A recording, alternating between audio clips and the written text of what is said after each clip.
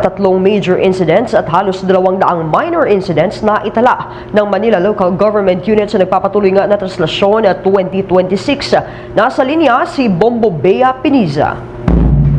Bombo Genesis, Bombo Jai, nakapagtala na ng tatlong major incidents at napagsilbihan na rin ng Manila City Disaster Risk Reduction and Management Office ang halos 200 mga pasyente mula yan kaninang umaga hanggang pasado alas 10 nito lamang umaga. Sa eksklusibong panayam ng Bombo Radio Philippines kay Manila City Disaster Risk Reduction and Management Office Director Arnel Eustacio Angeles, dalawa rito ang naitalang dahil sa hirap na paghinga, habang isa naman ang naitalang nawalan ng pulso sa loob ng halos 50 minuto kung saan na-revive naman din anya ito bago makarating sa ospital. Maliban dito, halos 200,000 naman ang kasalukuyang estimated crowd sa paligid ng Andas, habang nasa halos 10,000 pa ang nasa bahagi pa ng Quirino Grandstand dahil sa patuloy pa rin hanggang sa ngayon ang pahalik o pagpupugay sa Poong Jesus Nazareno. Kaugnay niyan, pakinggan natin ang mga bahagi ng pahayag ni Arnel Eustacio Angeles, ang Director ng Manila Disaster Risk Reduction and Management Office. Dito rin po, andyan po sa board po, makikita nyo lahat, meron pong crowd estimate. Sa paligid ng Andas, may crowd estimate po. Sa Quirino Grandstand, gawa ng tuloy pa rin po ang pahalik hanggang sa mga oras na po. May 10,000 pa po na nakapila sa Quirino Grandstand para sa. Samantala, ayon pa sa Direktor, bahagyang bumagal ang usad ng Andas dahil na rin sa mga naging problema sa lubid na siyang nagsimula ng pumasok sa Finance Road ang prosesyon. Sinalubong naman ng mga deboto ang Andas sa bahagi ng Ayala Bridge hanggang corner Romualdez Street dahilan kaya naging mabagal ang pag-akyat nito sa Ayala Bridge. Sa ngayon, nananatiling mahirap ang pag-usad ng Andas dahil sa tulakan at hilaan ng mga deboto at inaasahang matatagalan din bago nakatawid ng Ayala Bridge. Kaugnay yan, pakinggan natin ang mga bahagi ng pahayag ni Arnel Eustacio Angeles, ang Director ng Manila Disaster Risk Reduction and Management Office. Kanina pong umaga, nung pong siya lumabas hanggang po pagdating sa Finance, ay mabilis po ang kanyang usad. Naantala po tayo pagdating po pumasok sa Finance Road, pagkanan niya po ron. Medyo nagka-problema po sa lubid, sa gawing kaliwa o mocho.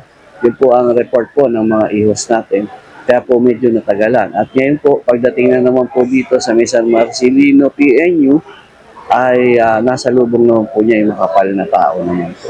Kaya medyo gumagal po ang usad ng ating Andas sa lugar na to. Hanggang ngayon po ay hindi pa siya nakakapanik sa Ayala Bridge. Samantala, Bombo Genesis, maulit-ulit naman napakiusap ng Manila Police District sa mga deboto na huwag sampahan ang Andas para na rin sa kaligtasan ng bawat isa na dadalo sa prosesyon.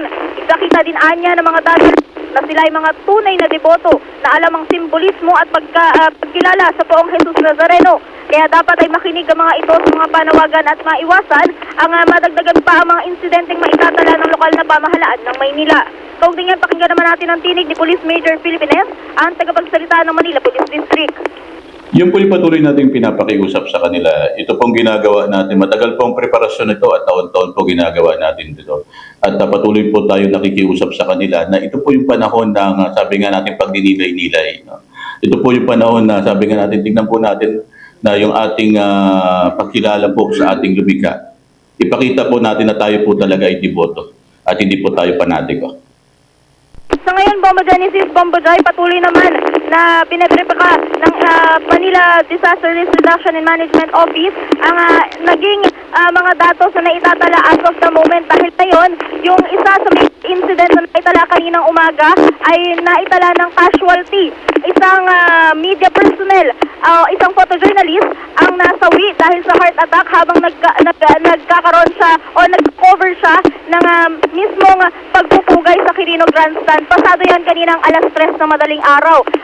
Ayon sa mga ulat, nawalan siya o nagkaroon siya ng weak pulse habang papunta sa Gat Andres Bonifacio Medical Center at inanunsyo na dead on arrival pagdating sa ospital. Bombo Genesis. Okay, sige. Yung usad ng Andas, Bombo Bea, no, lumalabas na parang sa loob ng 5 oras, 1 kilometro lamang yung nalalakbay niya, no? Kasi simula kanina, alas 4 ng madaling araw, 3:58, ano, nung nagsimulang umusad. Ngayon, alas 11 na, alas 12 na, mahigit 2 kilometro pa lamang. So, within that time span, parang lumalabas na 1 kilometer per 5 hour yung usad ng andas, ano. Yung sabi mo kanina na nagpapahirap dito yung sinasabayan ng maraming tao at hinaharang pa ng maraming tao, tama ba? Yung dapat sanay umuusad na andas?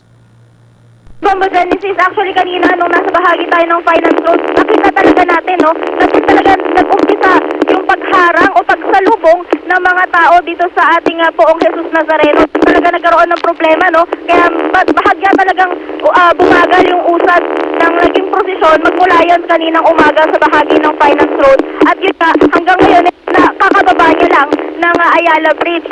Patungo na yan ng Arlequito.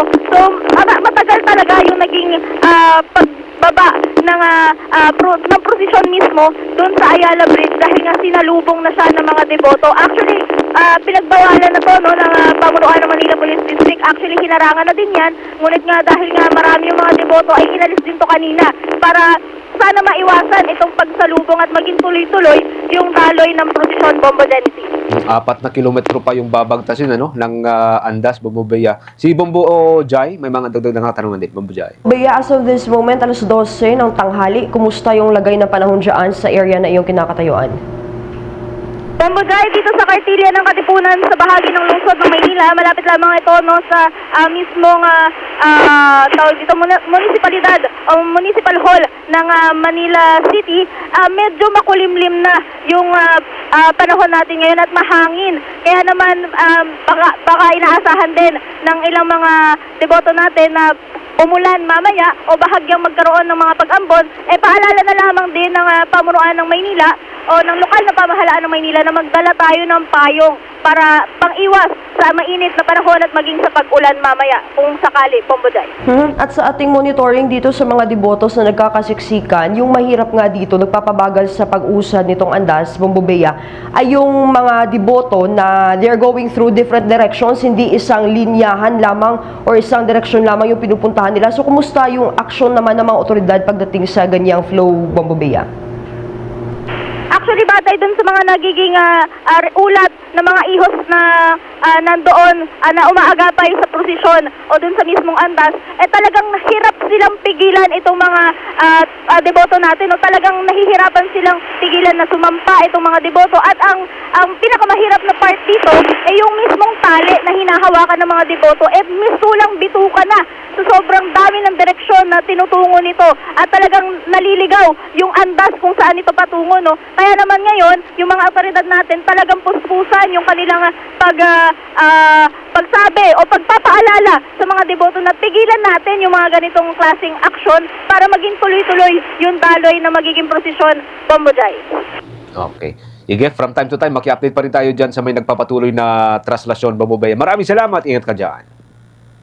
Dito sa Kartilya ng Katipunan sa lungsod ng Maynila, ito si Bombo Bea Peniza and this is Bombo Radio Philippines, the #1 and most trusted source of news and information. Basta Radio, Bombo! For the most trusted source of news and information, visit our website at www.bomboradio.com. Follow us on Bombo Radio mobile app, Facebook, YouTube, TikTok, and X, formerly Twitter. Like, share, and stay connected. Anytime, anywhere.